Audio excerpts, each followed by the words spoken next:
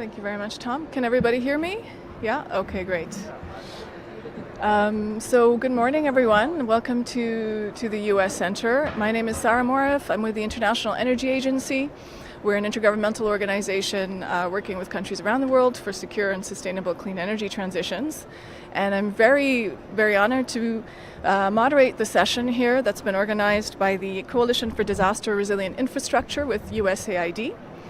So the Coalition for Disaster Resilient Infrastructure, or CDRI, was created at the 2019 Climate Action Summit, and it's a global partnership that's really seeking to address resilience, disaster and climate resilience and infrastructure for sustainable development around the world.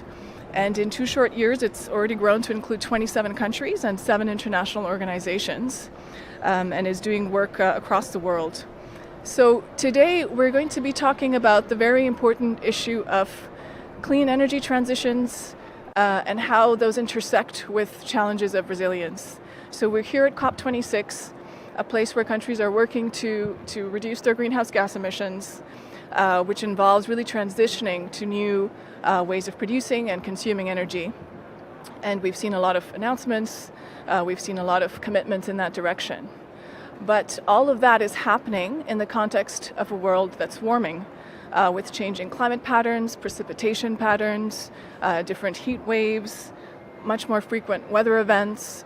Just this morning, there was a very interesting event here at this pavilion looking at how fire risk has changed that NASA presented, which was very interesting. And we've seen that these types of events are direct risks to energy infrastructure. And in some cases, particularly electricity infrastructure, which is relevant given the increased importance of electricity in the context of clean energy transitions and decarbonized electricity. So we're going to really look at, we're going to have some members from CDRI on our panel today. And we're going to be really looking at policies and what can help countries as they navigate these challenges and as they think about the resilience of their infrastructure in the context of their transitions. So what the way the session will run is we'll have a keynote address, and very pleased to welcome Administrator Samantha Power of USAID, who will give us a keynote address. And then we'll move on to our panel with Mr. Kamal Kishore, who's a member secretary of India's National Disaster Management Authority and a co-chair of CDRI's Executive Committee. We'll also have Mr. James Larsen, climate coordinator at and Deputy Secretary at the Department of Prime Minister and Cabinet from Australia. And virtually, we're very, very pleased to welcome Vice Minister Francisco Lopez from Chile. And so after our opening remarks, I'll be asking just a few questions to the panel and getting their views. So without further ado, I'd welcome Administrator Powers.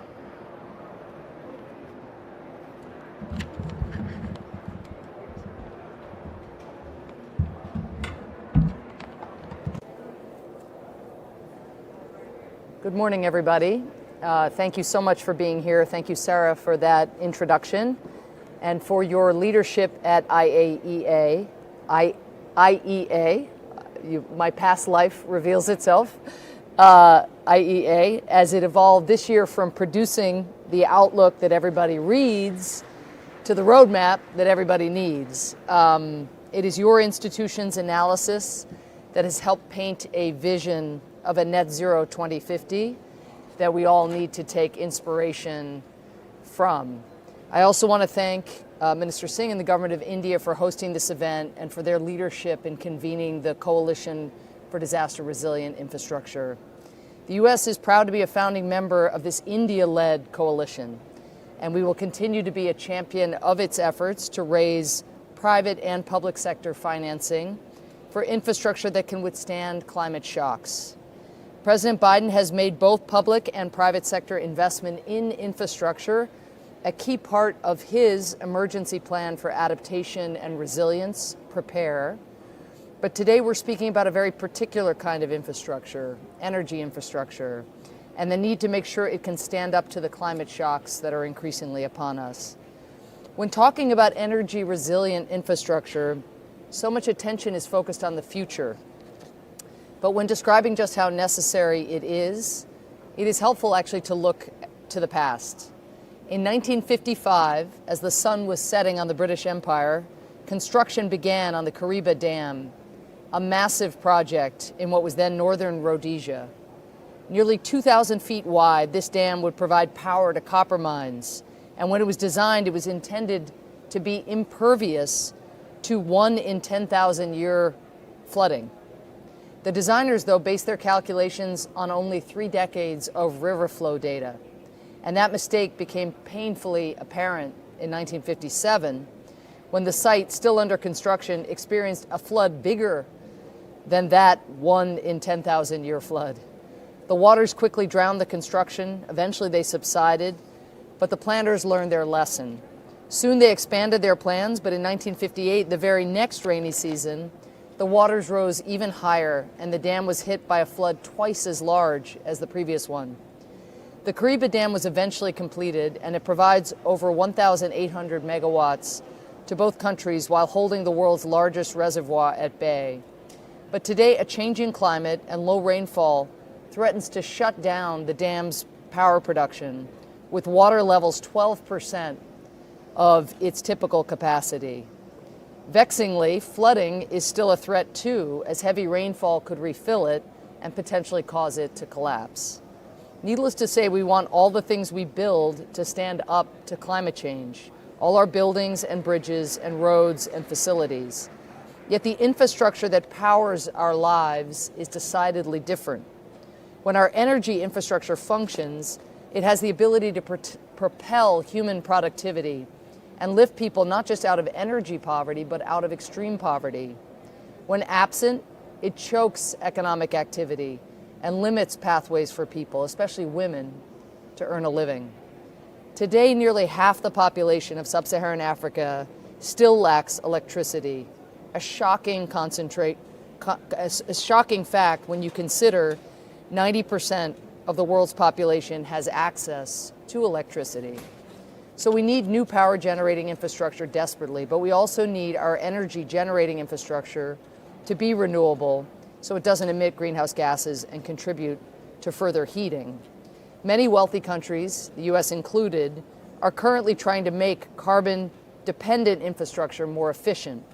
But other countries can build green from the start, tapping into their considerable access to renewable resources like solar, wind, hydropower, and geothermal to drastically increase renewable energy production.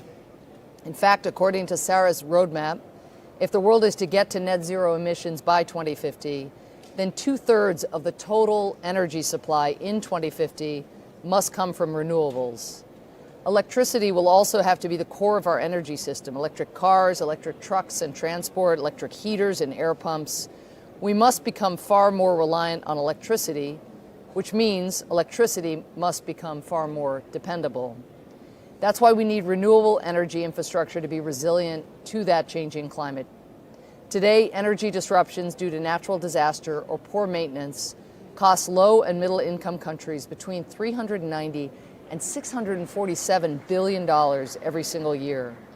So as the world raises finance to invest in clean energy systems of the future, these systems must withstand the impacts of climate change. And according to the Global Commission on Adaptation, the return is more than worth the investment. The benefits of making new infrastructure more climate resilient outweigh the cost by as much as 4-to-1. Supporting the development of renewable and resilient energy infrastructure will boost economic development, especially for the most marginalized. It will improve energy security and cut down on disruptions, and it will protect both critical infrastructure and our planet.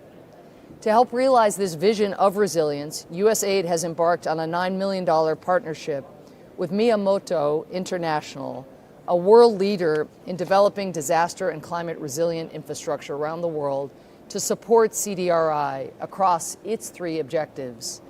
Together, we're investing in technical support and capacity building for partner governments and utilities to set policies and adopt standards and certifications for new infrastructure. Experts will support the development and implementation of new projects in the energy sector to support resilient infrastructure.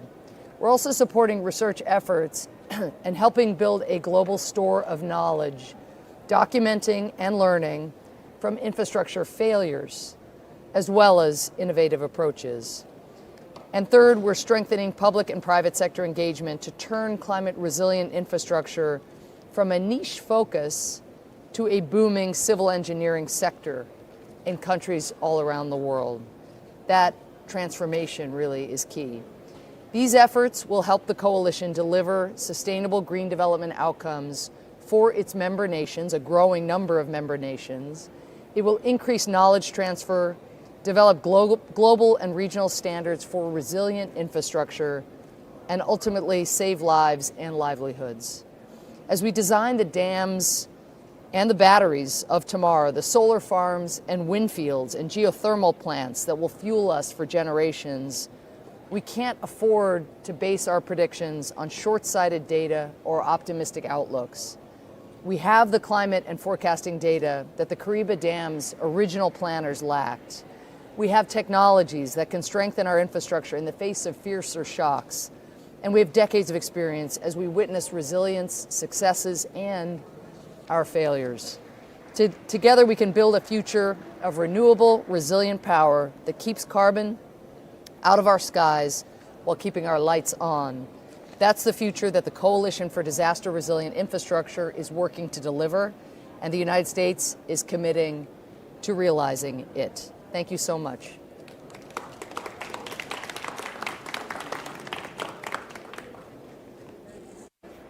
For those very, very inspiring words and a very clear depiction of the challenge of what we've learned and of the things we need to move towards. I thought that was very concisely delivered. And so to start off our panel, I would like to just give each of our panelists 2 minutes to perhaps say a little bit about where they sit in terms of this issue, how they see it, and just some introductory thoughts on this issue. We'll go in the order of Mr. Kishore, Mr. Larsen, and then Mr. Lopez. Thanks very much. It's indeed a very topical issue, and Administrator Power's keynote has really set the tone for our discussions. She gave the example of Kariba Dam, but more recently, I know of one airport which took pride in the fact that it was 100% on renewables on a solar farm, and 2 years in a row, all those panels went underwater, and it's no longer powered totally by renewables. So I think the issue is really important that while we expand solar, while we expand wind, we make sure that these power systems of the future are resilient themselves. So I just want to make 3 points about what we need to do. One, I think that it is really important that we bring to bear the best possible analytics in planning these systems. You know, as Administrator Power said, our climate information analytics is like several orders of magnitude better than what it was when Kariba Dam was being built. So let's bring that to bear. The second very important thing is that as the energy systems transform, their governance also is changing. You know, how the energy systems of the future will be managed when they are more decentralized, how the systems of accountability will work. A traditional system of, power delivery, has matured over more than 100 years. What would it take for new power governance systems to reach that level of maturity and have that system of accountability so that you know who's responsible for maintaining continuity of supplies? I think that's a deeper issue which we need to go sort of more in depth into. The third point is that for most of the world, while we are expanding solar and wind and other renewable systems, the standard setting and regulation is barely keeping pace with the growth. There is massive growth, but I think on standards and regulations, we could do a lot better.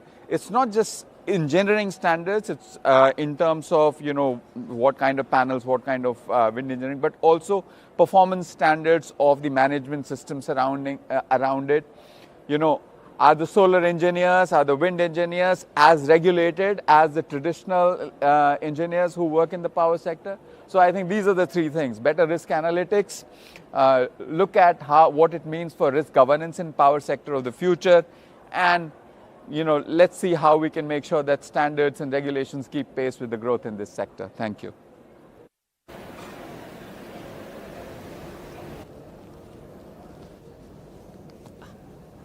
Thank you very much. James Larsen, Climate Coordinator for the Prime Minister in Australia. Look, a couple of observations from me. The first is that Australia has experienced, I think, in recent years, what it's like to be at the forefront of climate challenges and disasters, bushfires, floods, and a wide variety of incidents which have impacted very dramatically on our own energy resilience. I would say also in our experience engaging particularly with Pacific Island countries, we see time and time again changes in climate change impacts which are impacting on the capacity of those countries to provide for their energy security. The consequence of Australia's direct experience in recent years of really quite dramatic environmental changes and its impact on our energy resilience has caused us to think a very great deal about the measures we need to put in place to build the capacity for various systems to kick in. We have a very high uptake, for example, of rooftop solar in Australia, the highest in the world. However, that is obviously a strongly positive thing in many respects, but in a variety of other ways, it actually impacts adversely on our existing energy systems. And a great deal of work being undertaken by our regulators in this space is how do you manage those solar power inputs into our system alongside our established grid. I think we also look, when you look at sort of major bushfires, major excessive heat periods or major floods, we are seeing time and time again the breakdown of our established and traditional energy systems. There are three things that I think we really need to focus on. The first is ensure that we are continuing to invest in the development of technology which is going to help us address these challenges. The second is to ensure the deployment of that technology in ways which will ensure continuity of supply and assurance of supply, notwithstanding a variety of different circumstances. And thirdly, I think it is very much up to developed economies, including economies like Australia, to ensure that less developed economies have the support, have the finance, and have that technology made available to them to ensure that we are putting in place systems which give confidence in those economies of continuity of energy supply, notwithstanding changing circumstances. I look at the experience of Australia in working with Papua New Guinea in particular, but also the Solomon Islands. We are very actively engaged in their electricity supply systems and the work there to upgrade and reinforce their systems. But there's a very great deal of work to do. And those two locations are two of a number of areas where Australia is very focused. We've recently increased our climate finance to $2 billion for the 2020 to 2025 period. That's a doubling of our climate finance. 70% of our climate finance currently goes on adaptation measures, and a good proportion of that is invested in energy resilience. And that will continue to be a key priority and absolutely essential. Thank you. Thank you very much. Do we have Vice Minister Lopez? Thank you.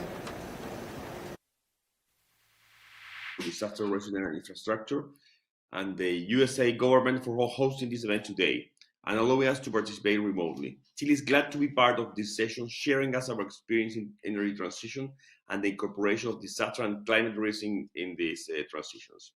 The energy sector is leading Chile's decarbonization plan as we commit to reach carbon neutrality by 2050. In April 2021, our country increased the ambitions through an updated NDC, including an emissions budget for the 2020-2030 decade, reaching peak emissions by 2025 and setting an intermediate emissions target for 2030. In order to comply with this goal, Chile has set 4 several complementary pathways that supports the decarbonization of our economy, considering to clean our electricity generation capacity by increasing the amount of renewable energy. Our aims to achieve 80% renewable generation before 2030. In 2018, it was 44%.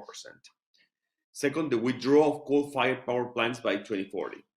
Third, the promotion of energy efficiency, mainly in constructions, appliances, and industrial equipment. Fourth, to replace fossil fuels with electricity into the transport sector, aiming to have 100% electric vehicle sales of light and medium vehicles by 2035, and the development of a green hydrogen industry. Our goal of achieving carbon neutrality by 2050 is a challenge, given the need to decouple of economic growth from energy consumption and reduce our dependence on the important fossil fuels. However, achieving this goal will imply positive economic effects and present net benefits for over $31 billion by 2050, and the investment opportunities account for almost 50 billion, with the saving in operational management up to more than $80 billion. The challenge and the opportunity we have for taking climate change through the energy transition will clearly not be exempt from the climate and disaster risks, especially for Chile, which have been highlighted to be the country with the highest risk of disaster in the OECD, according to the World Risk Report 2021. Apart from this risk comes after our geographical and geological characteristics, as well as the highest volcanic activity we have in Chile, given its location on the eastern side of the Pacific Ring of Fire, and one of the highest seismic activities in the world. Owing that, we are exposed to diverse natural disasters, threats as earthquakes, tsunamis, and tidal waves, volcanic eruptions, floods, and mass removals. Likewise, our territory is exposed to events and anthropic origin. All those treated alter our ecosystem and compromise the way of life of our communities and our energy transition. This is why we need to disaster and climate risks into our national policies in order to develop our resilient energy sector.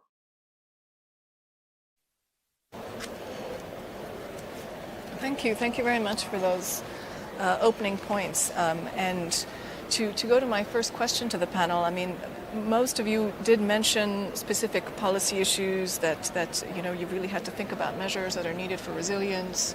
You need to integrate these considerations into your national policy, that we need to adapt regulations, governance systems. And so my question is really on digging a little bit deeper when we're thinking about infrastructure, the resilience of the infrastructure. What kind of particularly challenges have you seen from your country's perspectives, and what kind of policies, what kind of measures have been put in place or are planned, or have been key things that you would like to mention and share? So perhaps we'll go in the same order. I would point to two things. Number one is that just as we plan solar or wind or offshore wind and use data to see the viability of solar in terms of number of sunshine hours, wind speeds, etc., I think there is a need for having climate analytics on the risk side also available to developers. And in that, there's a big role to be played by the public sector. There's a lot of investment coming into renewables, private investment. It is really important that governments make climate analytics available as a public good for investors who are investing in renewables in the energy systems of the future. And that work requires a lot of tedious, unattractive, hard work of digitizing last 150 years of data, improving your observational network. No one gives you credit for doing that groundwork, very boring, tedious, hard work, but that is essentially the building block of making it happen. The second thing is that renewables require resources such as land. And there is a tendency to go to land which is the cheapest, which is which can't be used for anything else. I think land use planning or offshore asset planning should be at the same level of sophistication that we use master planning for our cities.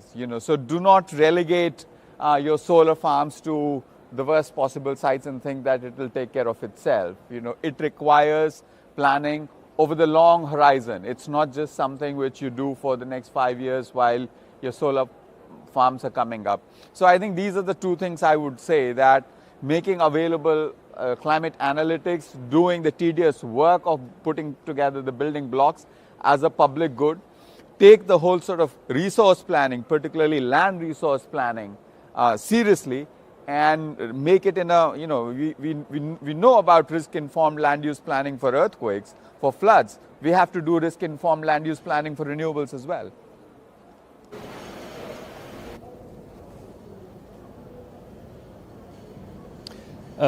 From an Australian perspective, I think there are two key elements to this. The first, and I agree absolutely with the point about data. So data is key. So we have our electricity sector climate information project, which provides detailed data and guidance for climate change risk management, including planned high-resolution climate projections out to 2100. So I think data is going to be key, and really, as Samantha mentioned before, the examples we have of earlier projects where we relied on some data, but it wasn't enough data. We need more data, and we need to make that data available, both obviously in our own advanced economies, but we need to make sure that we build into our systems mechanisms which are going to be ensuring that data accessibility and availability for less economically advantaged countries. And the Australian National Resilience and Adaptation Statement, just released prior to this COP, specifically includes a regional component, i.e. for countries in our Asia-Pacific region. So it's not just a domestic document, and it's particularly for that purpose. I think the second element which we would look to in Australia as a key to addressing this resilience challenge is don't rely on a single national grid. We need to look more carefully about, okay, what is the potential for microgrids? And there is some really interesting work being done on that. And what is the potential for regional and sub-regional hubs? And so in the Australian context, we're looking at the establishment of renewable energy zones so that efficient transmission investment can be made into transport energy to customers in particular zones, so that you have less reliance on a total a national grid. And Australia's experience in this, because we have an extremely large landmass and a very dispersed population, we have a very, very spread out and thin grid.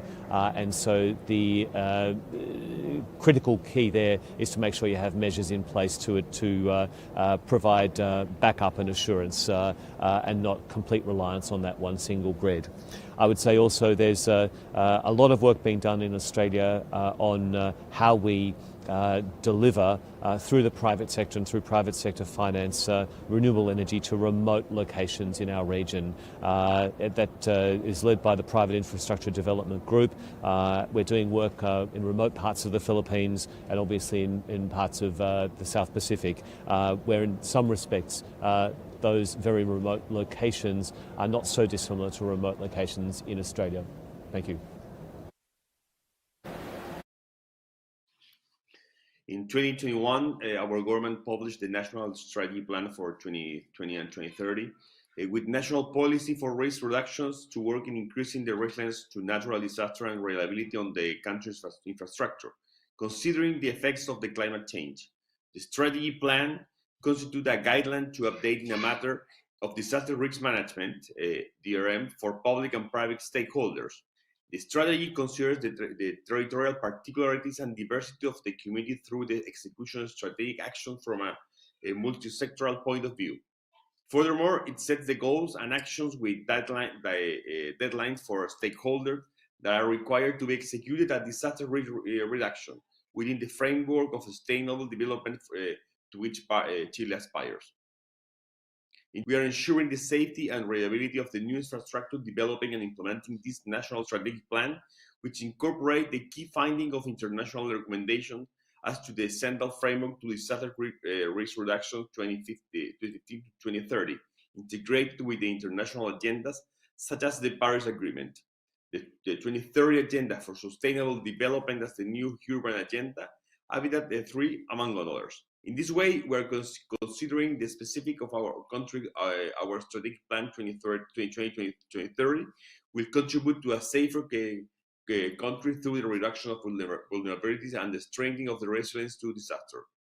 In the Ministry of Energy, we have recently published and updated our long-term energy policy for the next 30 years, with a citizen participation process as one of its fundamental pillars, because the energy challenge is no longer a purely technical problem. Our energy policy considers clean definitions to improve the way we design and construct our energy grid, considering the energy resilience and the future challenge of the transformative process of going towards a sustainable development of our country.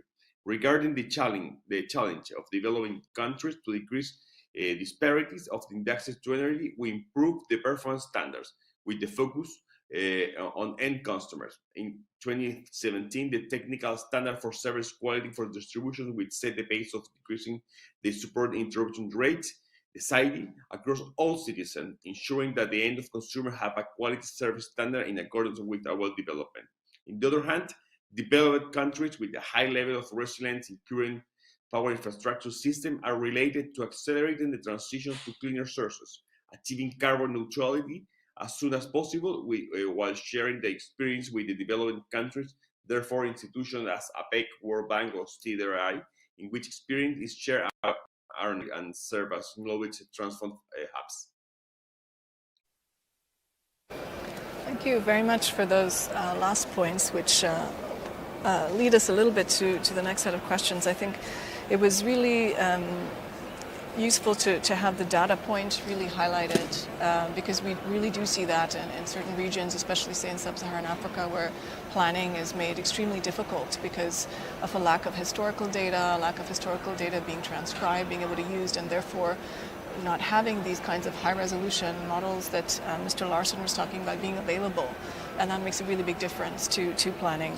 And the kinds of things Mr. Lopez was talking about, integrating resilience into national energy planning in terms of grid design, all those things do require quite a lot of that data. So really interesting to hear those specific examples. I think the land use planning is an interesting point that perhaps isn't thought of as naturally. So thank you for bringing that up. It leads a bit to my second question, especially Mr. Larsen. You talked about regional approaches. We know countries are transitioning, having clean energy transitions at different rates. They're doing it in different ways because of their different circumstances. And how can countries, but also international support, multilateral development banks or other international development support, how can they really help countries in terms of going ahead to future-proof systems, sort of making sure those SDG goals are met, and particularly perhaps LDCs, SIDS, some of the countries as well, Mr. Larsen was mentioning. So a few thoughts on how that experience with that international support and views on how that can happen. Let's keep the same order while we're at it. So I would say three things. Number one, I think this whole notion of building resilience into renewable energy systems is now gaining traction. If you went around these pavilions, there are examples of emerging technologies such as floating solar panels, which would be resilient to impacts of flooding. So I think if international agencies could do some sort of a marketplace of the new innovation that is coming up in this space, I think that would be a very useful thing.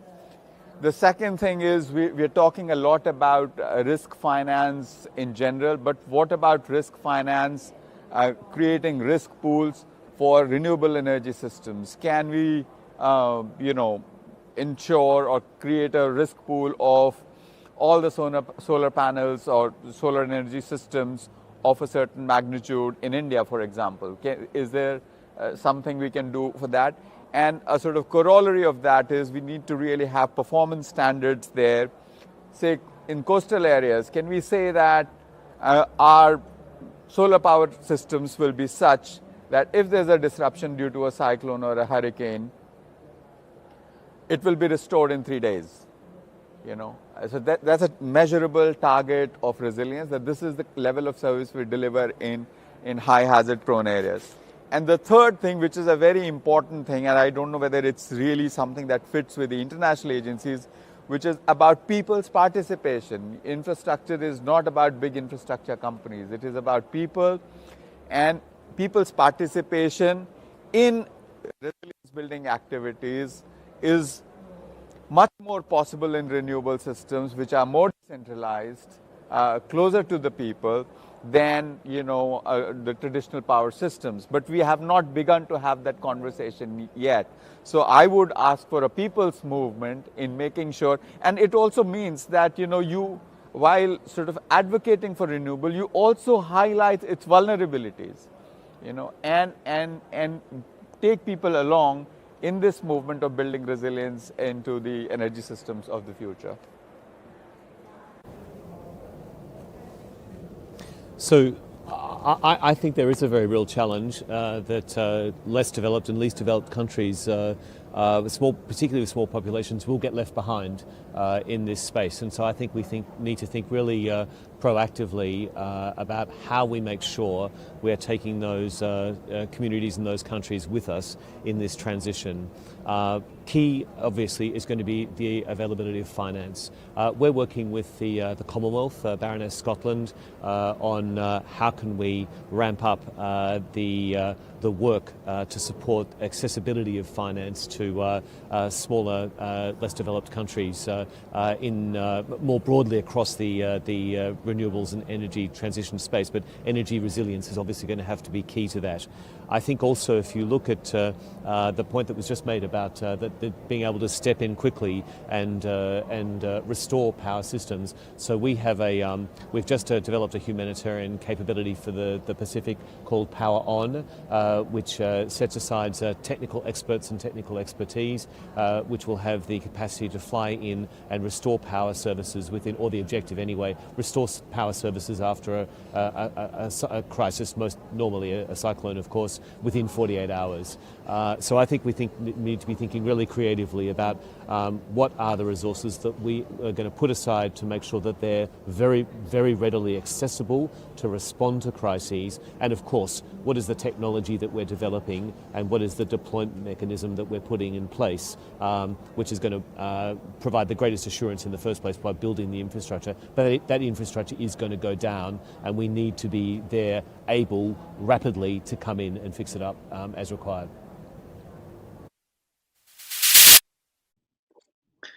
Thank you. While I was talking a few minutes ago, there was a small shake in Chile 4.1 in the central zone, so it's something very common in our country.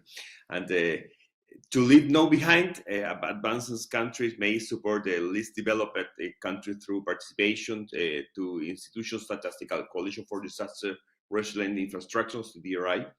Platforms such as the CDRI promote cooperation and technical support between countries, capacities to increase resilience and infrastructure, which in turn improves response to disaster and its true support for recovery. Therefore, we are proud to be a member of our country of your institution. Additionally, as a governmental institution, we must be in contact with our peers at a frequent rate. For this reason, we are organizing shared knowledge activities with countries from different realities and geographies, such as Japan through a APEC Energy Resilient Workshop, and Ecuador through a cooperation agreement between Ministry of Energy. We are organizing webinars on topics associated with the risk reduction, disaster, and increase the resilience of energy infrastructure we both. Also, last week, actively participated in the 7th Regional Platform from Disaster Risk Reduction in the Americas and the Caribbean, organized by the United National Officer for the Disaster Risk Reductions, whose main theme was building resilient economies in the Americas and the Caribbean.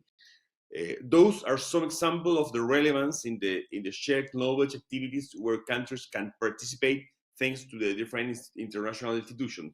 For that reason, we always need to search for ways in terms of innovation and support to help the less developed countries The foregoing taking away always into consideration that each country, based on this geographical and geological character, is affected by the different type of risks.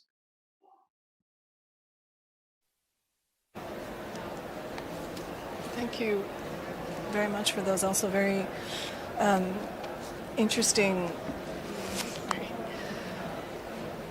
responses that really touched upon kind of all aspects of international support, especially as they're spoken about in this venue. So we talked about a marketplace for innovation, so sort of the technology issue, what can we do to make technologies more broadly available, more accessible, the issue of finance, accessibility, how do we use risk finance as well, and also I like this example of sort of needing to integrate the idea of energy resilience within our perhaps broader types of financing, humanitarian operations. How do we integrate the centrality of energy access into those, and also acknowledge perhaps being lucid about the vulnerabilities of systems, this was mentioned, and also acknowledging that there will be risks, and how do we incorporate those in how we respond to shocks and make systems back. And Mr. Lopez sort of talked about cooperation and knowledge exchange, and that leads me sort of to my final question, which is perhaps a bit self-serving for IEA and CDRI, but is really on what can help countries when it comes to sort of these international partnerships. Mr. Lopez has mentioned appreciating being a member of CDRI, other international organizations, other international kind of contexts. How can they sort of support these transitions, and also acknowledging that all countries, this is a challenge for all countries, even though they're at very different levels, and how can this kind of these sort of mechanisms support different types of countries, whether they're LDCs or whether they're actually high-income countries that also have risk. So just very briefly your thoughts on that issue. Thanks, Sarah. I would say that the role is twin. On one hand, there is an advocacy role. On the other hand, there is a technical support role. And I would identify 5 main pillars around which, if we can have some sort of call it a set of principles, or however you frame them. One is really risk analytics as a public good for renewables.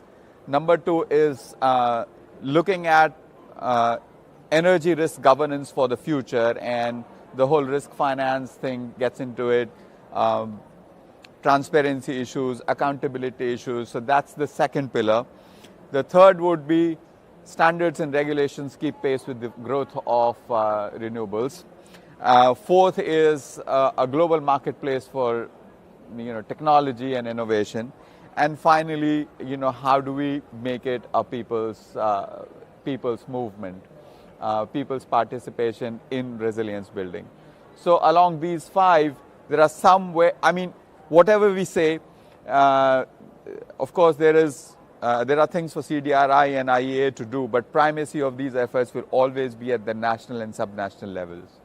So of these 5, in some areas we have primarily an advocacy role, in other there is a more direct technical support role. Thank you. Thank you very much. Look, I'd say, obviously, I think the CDRI initiative is an extremely important one. I think the bottom line here is if we don't make these things happen, if we, those countries which have the capability, don't make these things happen, they won't happen, and we will be leaving other countries behind, and that's not going to be good enough. I would also say and acknowledge the leadership of President Biden in the Quad Leaders context earlier this year, where the CDRI initiative and engaging in the Indo-Pacific in this space received high priority. I think that's really important. Again, it's a question, if we don't step up and lead, we will be leaving countries behind, and that's not going to be good enough. I would also say that the work that Australia plans to do on energy supply chain security is not automatically resilience linked, but it is fundamentally, it will underpin resilience in the coming decades. And Australia will be hosting hosting an energy security supply chain summit of principally scientific and technical and private sector experts in the coming year to look at supply chain security issues for countries across the Indo-Pacific region. And for us, it will be extremely important that also takes into account the needs and interests of less developed and least developed countries that we need to bring on board. Thank you. Regarding the role for supporting transition toward the future energy infrastructure resistant to weather and disaster, the following stands out: the creation of instant to share knowledge programs aimed at promoting sustainable development and the resilience of infrastructure to disaster. For example, the study to enhance the resilience of Odisha's power infrastructure that is being developed by the CDRI after what happened with the cyclone Fani in India, in which we are eager to provide our support together with other institutions such as the World Bank and the Ministry of Power of India. At the same time, I want to thank the support of the CDRIs is committed to developing a plan to implement a strategy to reduce supply interruptions to a last mile connectivity problems, framing this enhancing the resilience of power infrastructure program. Moreover, in the line of knowledge sharing, another example that I want to highlight is the help that the Inter-American Development Bank, in conjunction with OLADE, is working on technical cooperation with countries of the American continent to develop a toolbox of improvement measures to increase length and of infrastructure public services to pandemic aiding the COVID-19 experience of each country. The role of the private sector and academia is clearly relevant in the research and development, with the aim of advancing new technologies, of making technologies more accessible, such as the storage technologies that support sustainable development towards carbon neutrality, and that allow expanding universal access to basic services in developed countries. Regarding the support of the private sector, I can give you a specific example of the largest sector in our country, mining. Our Ministry of Mining, with the development of national mining policy, is providing the private sector with guidelines for a series of measures that help to improve the resilience of the sector in the face of the extreme phenomena caused by the climate change. On this line, I want to highlight the work carried out by some mining companies in managing climate risks. For example, Antofagasta Mineral in September of this work of climate change following the recommendation of the TCFD, having a series of measures to reduce water and energy consumption.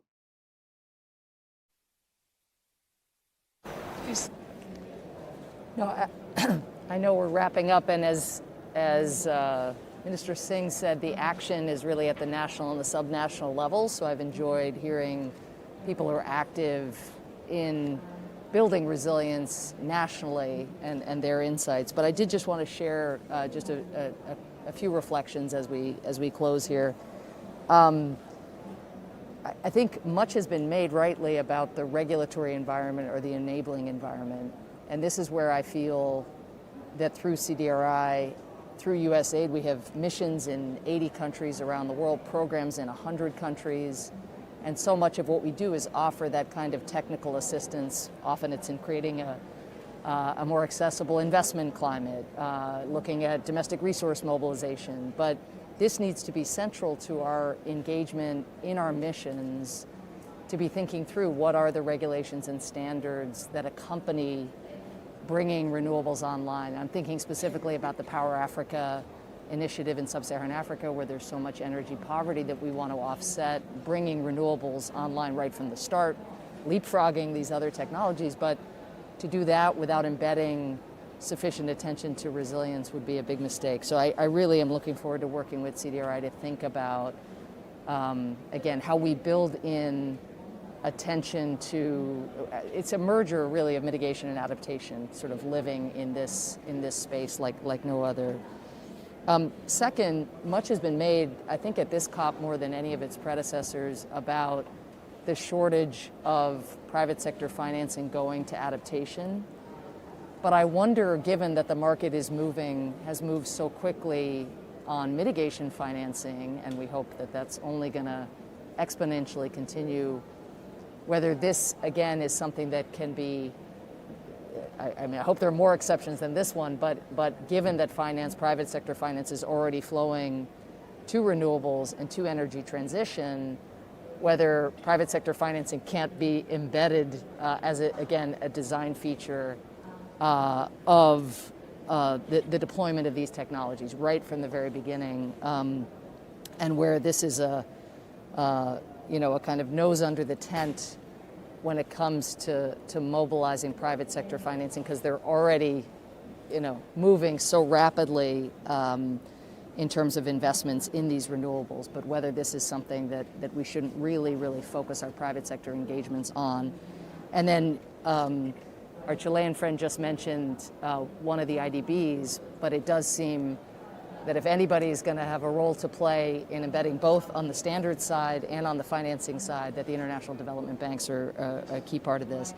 And then the last thing I wanted to say, just because I don't think it's come up, is for all of the, again, implied optimism, I think, around this panel and the new attention, the deepened attention to this set of questions and issues, there are some very worrying trends when it comes to insurance companies and their risk tolerance and their thresholds. I think there's, in the property and casualty insurance realm, you're seeing insurance companies, and one can't generalize, but exiting, I think if there's a 2 to 5% flood risk, just exiting the market altogether.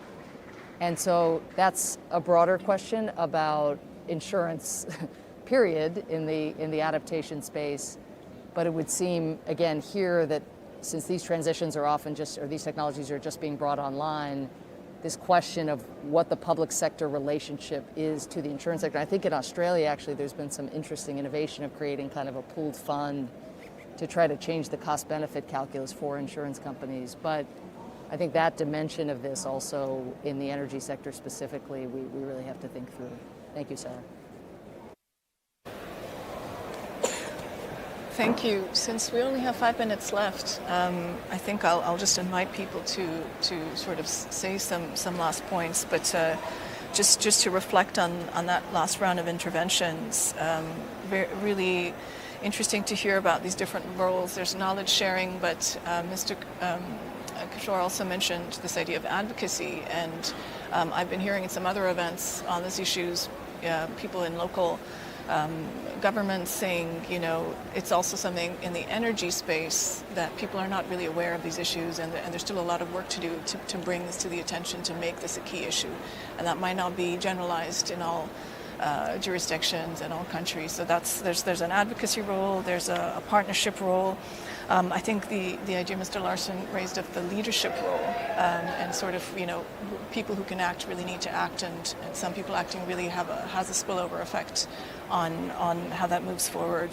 So I think that's very important. And a few times this idea of the private sector and how that fits into what we do and how important that is, whether it's through insurance, whether it's through investment, and how these things are built in. And insurance, there might be risks, and then when we look more broadly in green energy transition financing, when it comes to certain countries, we're also seeing some worrying trends and some concerns on where that's going. And so really rethinking the role of public policy in really shaping these things. And I think that's an interesting point. So I'll just ask colleagues to say their final words. Maybe I'll leave Mr. Kishore at the end, coming from CDRI, if you'd like to add words. So maybe let's go with Mr. Larsen and Mr. Lopez, and then Mr. Kishore.